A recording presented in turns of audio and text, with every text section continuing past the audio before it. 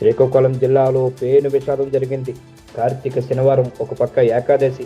వెంకటేశ్వర స్వామి ఆలయానికి వచ్చిన కాశీబుగ్గ వెంకటేశ్వర స్వామి ఆలయంలోకి వచ్చిన భక్తులకి తొక్కిసలాటలో 15 మంది అక్కడికక్కడికి మృతి చెందారు. పలువురు పరిస్థితి విషమంగా ఉన్నది. మృతుల్లో అధికంగా మహిళలు, పలువురు చిన్నారులు. మృతుల సంఖ్య మరింత పెరిగే అవకాశం ఉంది. ఏకాదశి కావడంతో భారీగా తరలి వచ్చిన భక్తుల రద్దీతో కూడిన రైలింగ్ ఘటన స్థలంలో కొనసాగుతున్న సహాయ చర్యలు.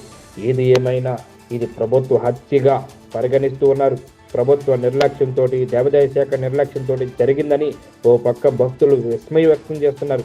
మా ప్రాణాలు తిరిగి ఇస్తారా, మీరు డబ్బులు ఇస్తే సరిపోతుందా అని చెప్పేసి ఒక పక్క ఉవ్వెత్తి పోస్తున్నారు. ఒక పక్క చూడవచ్చు